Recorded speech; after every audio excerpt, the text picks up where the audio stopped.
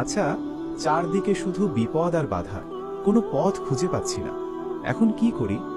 বেশি বেশি পড়ুন ইয়া ফাত্তাহ। এর অর্থ, হে আল্লাহ, আপনিই তো সমস্ত বন্ধ দুয়ার খুলে দেন, আমার জন্য রহমতের পথ খুলে দিন। আমি তো অনেক গুনাহ করে ফেলেছি। আল্লাহ কি আমাকে আর আপন করে নেবেন? নিরাশ হবেন না, ডাকুন ইয়া গাফফার। এর অর্থ, হে আল্লাহ, আপনি পরম ক্ষমাশীল, আমার পাহাড় সমান পাপগুলো ক্ষমা করে দিন। মানুষের কাছে চাইতে চাইতে আমি ক্লান্ত। কার কাছে চাইলে আর ফিরে আসতে হবে না? যিনি অবারিত দান করেন তার কাছে যান। বলুন ইয়া ওয়াহাব। এর অর্থ, হে আল্লাহ, আপনিই তো প্রকৃত দাতা, আমাকে আপনার ভান্ডার থেকে দান করুন।